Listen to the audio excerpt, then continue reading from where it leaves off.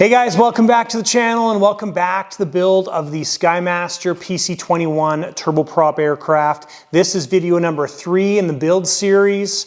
We're making some good progress. In this video, we are going to get started on the surfaces, the rear surfaces of the aircraft, so the horizontal stabs, the elevators, and also the vertical or the rudder. So stay tuned and we will dive back into the build of this aircraft.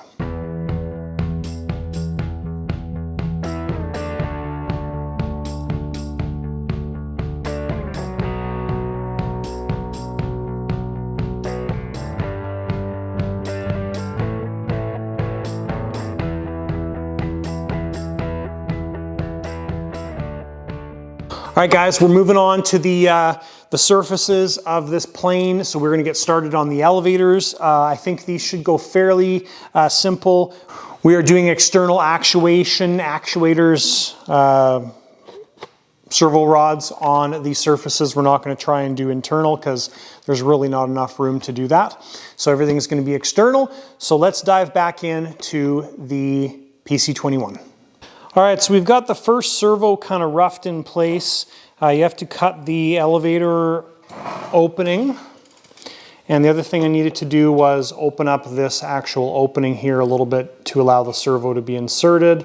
And the pocket, there's a couple little temporary pieces in there you just pop out. So we've gone with the servo horn position towards the rear of the surface. And we're trying to get the shortest servo horn possible. I kind of mocked this up. What I'm going to do now is screw this servo into place, and I'm just going to slide that servo towards the underside, or in this case the top side, but this is the underside of the surface. I'm going to slide that servo all the way as much as I can this way and then screw it in place. And that's the goal of that, is just to try and get that arm sticking out as much as possible. Ladies and gentlemen, boys and girls, we have success. So we ended up going with a different horn setup. This is the MKS horn that we were going to use, too short. And so we ended up going with the MKS aluminum servo horn. Super heavy duty monsters, but this will be a good setup. Now the reason we went this way, actually this horn would have worked. I should back up for a second. This horn would have worked, but the problem is I'll try and explain this as quickly as possible. The servo alignment is not perpendicular to the pivot on the elevator. So if you look here, we are not at a 90-degree angle. We are at whatever, less than 90-degree angle, but it's a few degrees off. So what happens, it shows in the manual to use a clevis. So right here in the manual, it says clevis, clevis. I'm a fan of this, except in this scenario because it's not right. So when you pivot this elevator, it's actually, and I ended up measuring this with my angle finder on the surface and everything, it actually ends up changing the angle of that horn by 7 degrees in each direction at full deflection, based on what the manual is saying, which is 38 millimeters. So in this case, you cannot use clevis to clevis. You can, but it's long-term not a good solution. So what we've done is we've gone with this MKS aluminum servo arm. It's the 1 to 1 1/4, so it's got 2 holes. We've cut it off to the 1-inch point, and we're going to use a ball joint on this side and a clevis on this side. So the clevis is going to travel what it is. The ball joint's going to take up any movement on the servo end. So good setup for this type of scenario. Deals with that funny hinge and pivot and all that type of stuff. And that's kind of the setup that we're going to duplicate on the other side. Our tape line here that we've installed is the full travel point, which is, I think, 38 millimeters in the manual. So we've got full travel. Now this is forward elevator or nose down elevator, which don't generally use that much, but the up elevator is with the hinge, so it's a lot freer moving on the up elevator. But what this does is allows us to know where our horn mounting is, just like we did on the aileron surfaces. So now when we put this horn in there, we make sure that the leading portion of the horn does not come past the blue tape line and impede our movement of the surface. All right, so our elevators or horizontal stabs are all complete, and the geometry on this worked out really well. I've got the, go into the fine tuning here, so I've got the travel on the elevators on the dual rate menu set to 75%, and that's giving us basically our recommended travel from Skymaster. You can see the arm there is just starting to touch the actual stab itself, so that's perfect. And our linkage system here, so obviously as we've talked about, we went with the heavier duty MKS arm, ball joint on this side, clevis on that side, our rods all made up. Now these are the factory Skymaster rods. Now these are titanium rods. They're actually really nice. We're not going to put any carbon on this. The reason we put carbon on the wing ones for the aileron is because it's all threaded rod, very delicate. You can take that stuff and bend it very easily. I find that these guys are a lot better. And if you look at the geometry here, so we have our carbon horn at an angle pointing towards the arm, and then we've got our ball joint here to take up any of those differences. All right, and I'm glad that we drilled a series of other holes in the carbon arm here. So I paired these guys up together and matched the holes between the two carbon horns. And we ended up going with the middle one to get all of our travel. We could go to the outboard one, but then we wouldn't be getting all the travel that we need. But at least we've got options now. And then once this plane's set up and flying fine, if we really want to, we can cut that down a little bit. And the other thing I'm really jacked about this setup is absolutely zero play in the surface, like zero, not even a little fraction. So the servo itself is awesome. The whole setup's great, and really happy with all of the setup that we've done on these horizontal stabs. All right, so elevators are installed, and the carbon rod that Skymaster supplied, one side was drilled properly, the other side was drilled, the hole was about ½ an inch off, so we had to re-drill the one side. But the tail section is installed. Now I haven't done anything with the wires, they're just coiled up where the servos go, but we got some nice lines there for our whole setup, and looks good. Happy with it. Okay, so we're moving on to the vertical or the rudder right now. I've already got the servo installed, and we're going with the carbon MKS servo horn. This is going to be a decent distance. We're not going to use those stock holes. We're going to end up drilling our own hole in between the last two. But those carbon horns are really nice. I was impressed with them. I've actually never touched them or used them before. So when I placed my last MKS order, I ordered some of those guys just to check them out, and they're going to work out beautifully. So that's what we're using.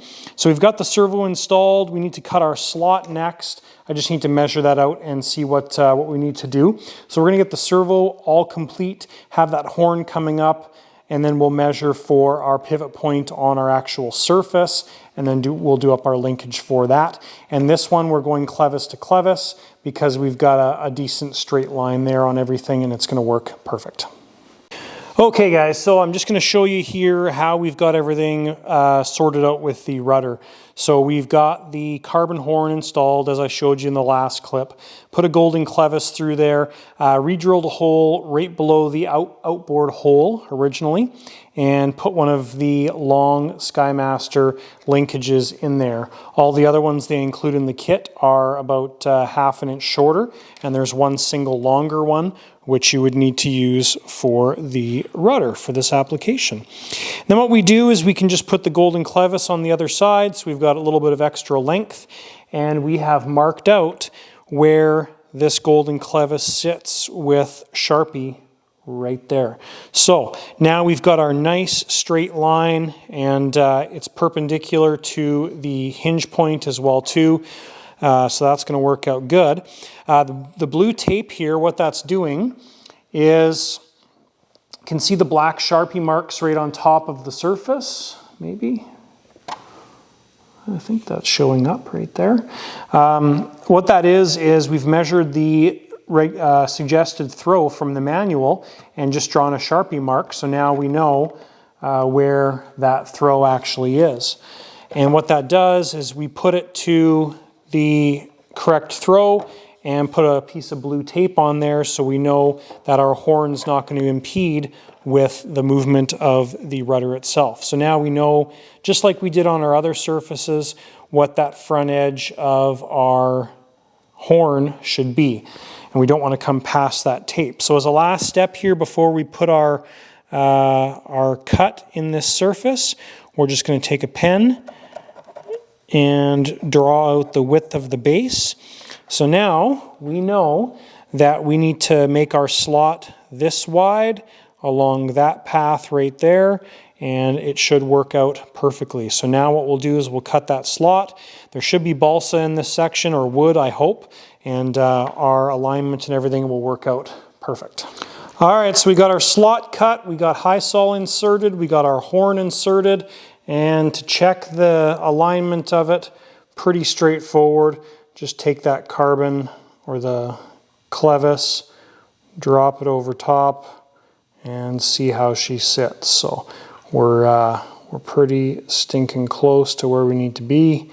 And what we're going to do now is we're going to set that surface aside and let it cure. So the rudder is essentially done, and we will get that hooked up tomorrow when that thing is all cured.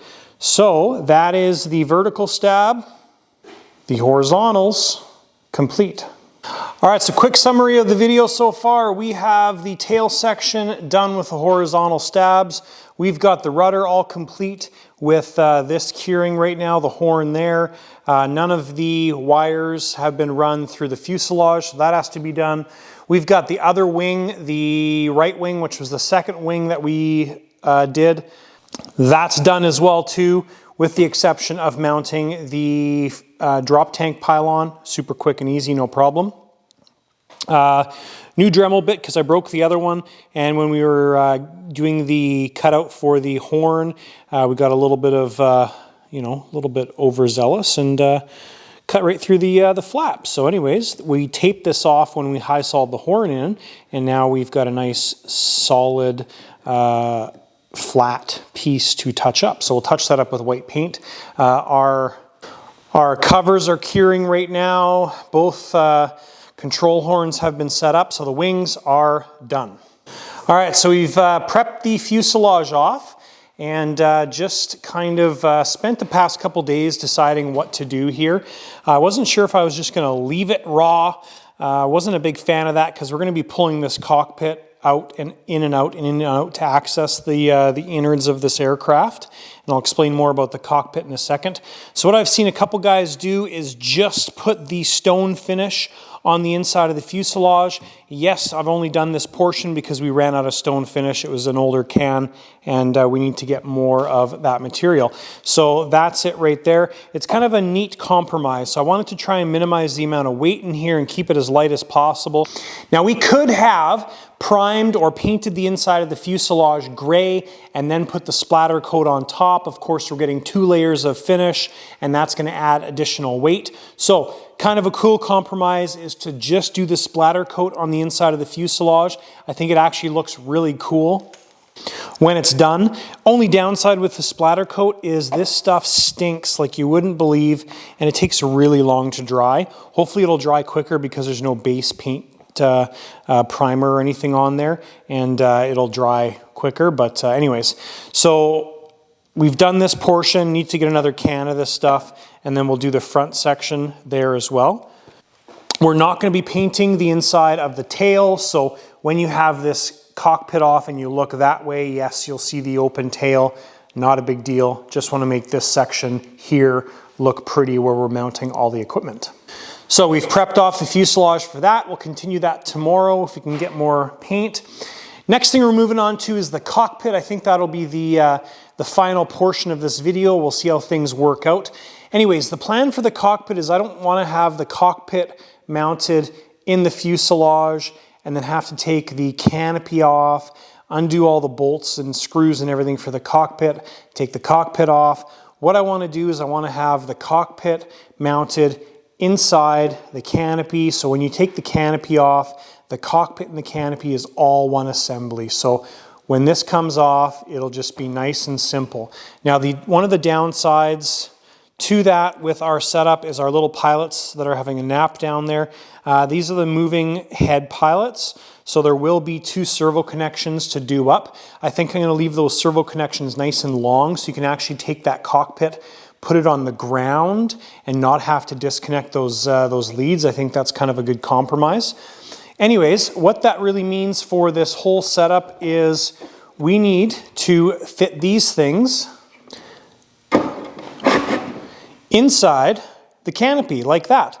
So as a first step, put the 2 cockpits together. This is the front one, that's the back one, and put the canopy over top. Kind of got everything centered, drew a black Sharpie line along here, and that kind of gives me the first starting point when you're cutting the cockpits. All right, little note on the Skymaster cockpits. These things are terribly fragile. Don't use like a Dremel or a grinding wheel or stuff like that to cut these cockpits. They'll just absolutely shatter. The best thing to use is a Dremel disc. So either the fiber discs or the really thin discs, and cut them that way. It's a way better way to do it. Don't use scissors. When you use the scissors, it causes too much sideways force, opposing sideways force. And again, it just smashes the cockpit. So that's the best way to cut it. So, not sure exactly what we're doing next. I think I'm going to cut those Sharpie lines and we'll kind of see how things fit and kind of go from there, but we'll keep you guys updated as we go through this. All right, so we're just getting everything prepared to attach the horizontal and vertical stabs. So what we've done is taken probably one of my second favorite tools, my Align, a reaming tool, I guess, or something like that. Anyways, this is the tool to make grommet holes for helicopters, and I've had this thing for a long time. So we've made the holes for the servo lines to go through the elevators and also the rudder here as well too. Now what we're going to do is, because we've got nice servo connections here, and these surfaces really won't ever come off with the way the owner is going to put this together. So we're just going to use a standard servo connector. I'm going to put some spiral wrap on this section right here, and then we'll have our other connector going through to this point. And basically the spiral connector is actually going to be what's going through this section right here, and it's going to hold it in nicely. I'm just trying to avoid having any material built up in this area so it's not rubbing on the servo arm. All right guys, we are ready for a big part of the build, and we are bolting the fuselage halves together. We got Ward hiding from the camera. He's here to help out. Hi Ward. Hi. All right, this is a pretty cool moment in the build of any aircraft, is bolting the fuselage together. So I'll show you a couple things that we did here. Number one, the tail section is all complete. So we've got all the surfaces done. I didn't show you guys in the video here, but we basically plugged the rudder in, centered the clevis and all that stuff. So rudder surface is done. All the wires are run to the forward part of the rear fuselage. So ended up putting the stone finish inside the fuselage, kept it fairly light, and actually doesn't show up that awesome on camera, but I'm happy with it. I'm actually happy with a little bit of texture in there. I think it looks good. It's going to look good all finished as well too, with the surfaces and the plates and all that stuff. So let's bolt this fuselage together. We're using the Skymaster hardware here, so 6 of these 3mm bolts, copious amounts of thread locker like normal. So let's get this fuselage together.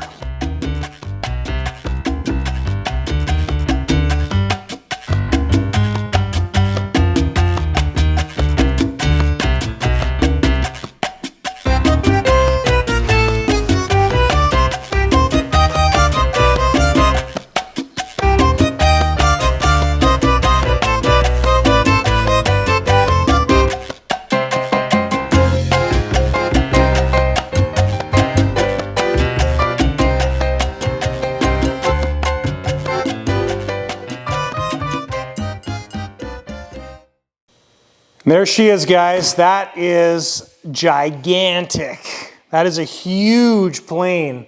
So My arm span is 6 feet, so there's 6 feet. This thing's like 10 feet long, I think. It's huge. Wow, that's cool.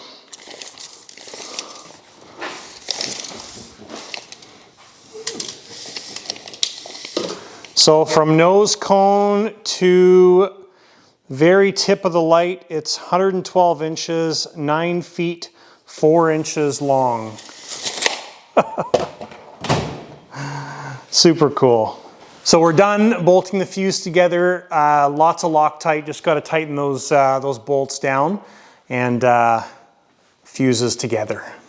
All right, so working on the canopy here, we've got the sides of the canopy cut off. Let me pull this out here and I'll show you. It's not easy to do with one hand. Okay. So we've got the sides of the canopy cut off there. There's a substantial amount that we've taken off. Now what I'm doing is I'm fitting this canopy to fit inside the glass. So what we want to do next is this front section right here is impeding the whole cockpit from sliding forward enough.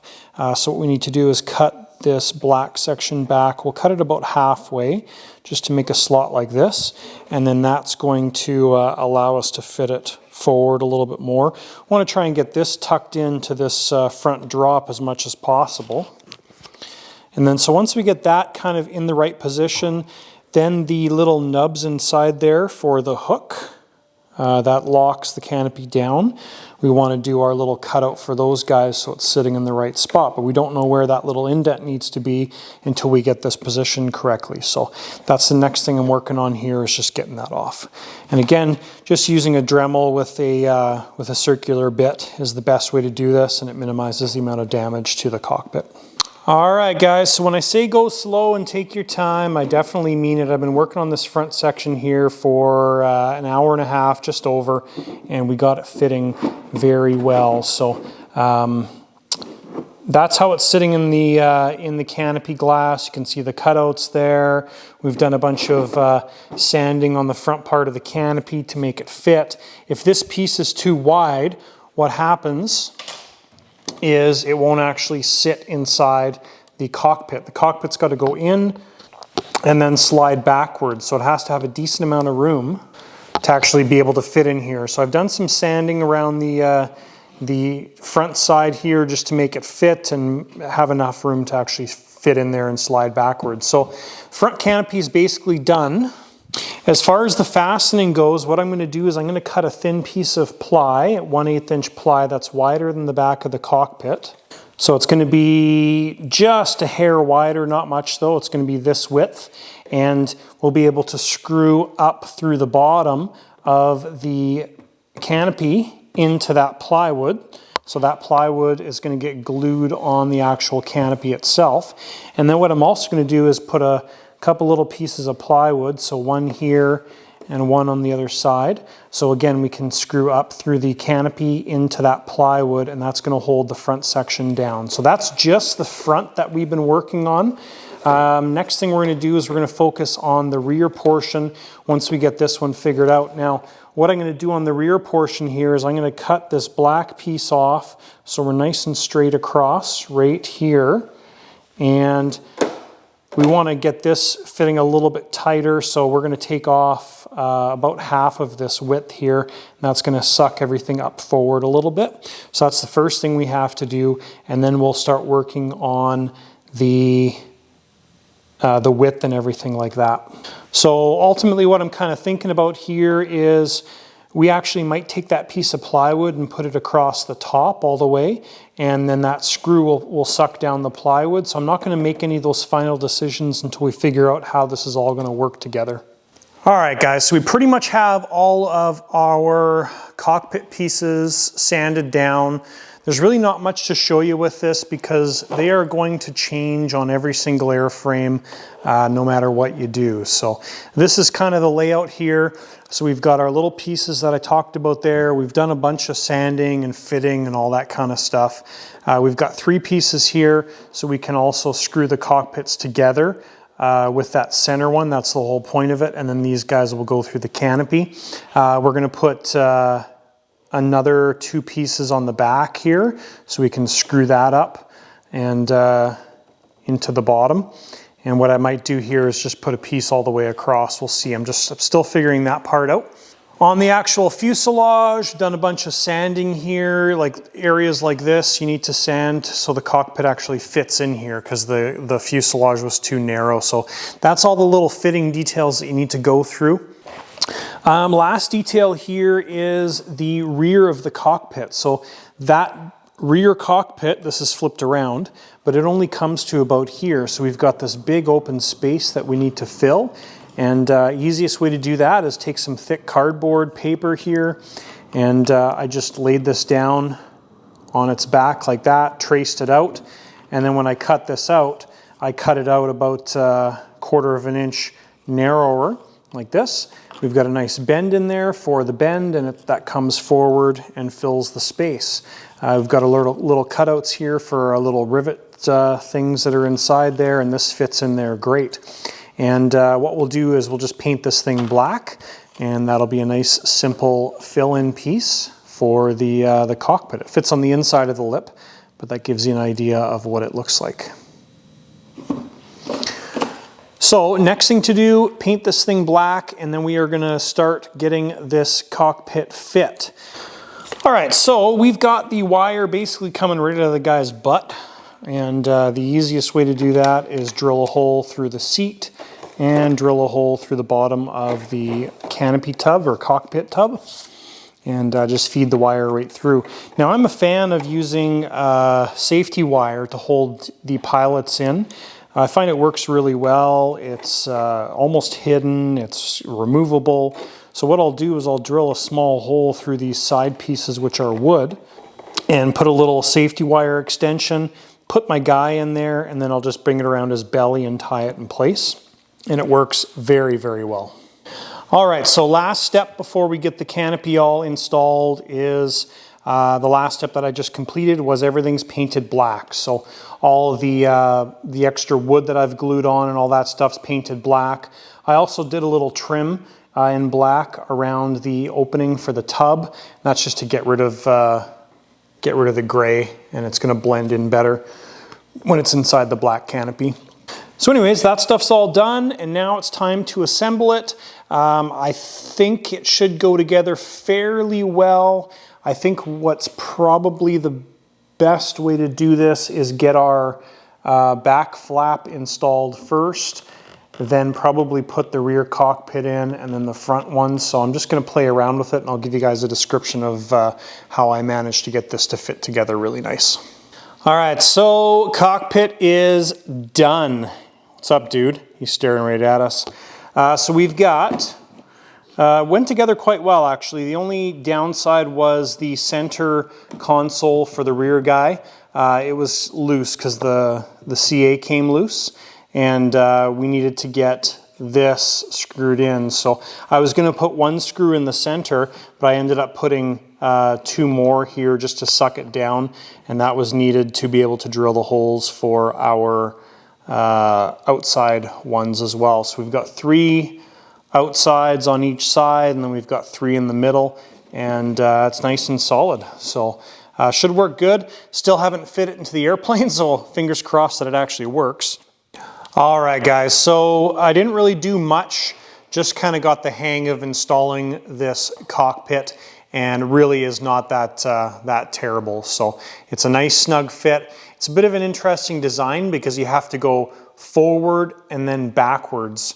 Now there is pins here as well too, these pins that are designed to go in through the firewall and lock in right here. Now the pins are a bit of an interesting design because you can actually push the pins all the way back to here, but they engage maybe about here. So you don't need to push them all the way in, you can, but then you lose access through our little slot there. So just something to be careful of if you're building this aircraft. It's really not that terrible, but the canopy is definitely an interesting design. But there she is. She is done. Really, really nice cockpit assembly. It's actually going to be quite easy to take that in and out. It's not going to be very bad at all. And the little paper on the back worked out really good. All right, guys, and that is everything for this episode of the Skymaster PC-21 build. Really good progress, as I probably say at the end of every single video. Really good progress on this, this aircraft so far. Now that we've got the tail section done, the wings done, the canopy done, it's time to start getting into the all the organizing of the aircraft. Now, I'm not sure if I mentioned it, but the JetCat mounts, the owner of the aircraft has talked to JetCat USA, and they're going to get us some of those little sliding mounts. So hopefully they show up soon. We'll see how that all pans out, but that's it, guys. So thanks for watching. If you have any questions, post them down below. You can also contact me by email, thelightersideofrc@gmail.com. Don't forget to give the video a thumbs up. Hit that subscribe button if you're not a subscriber, and we will see you in the next video. Man, my beard's looking pretty gray. Yeah, getting kind of old. Ugh.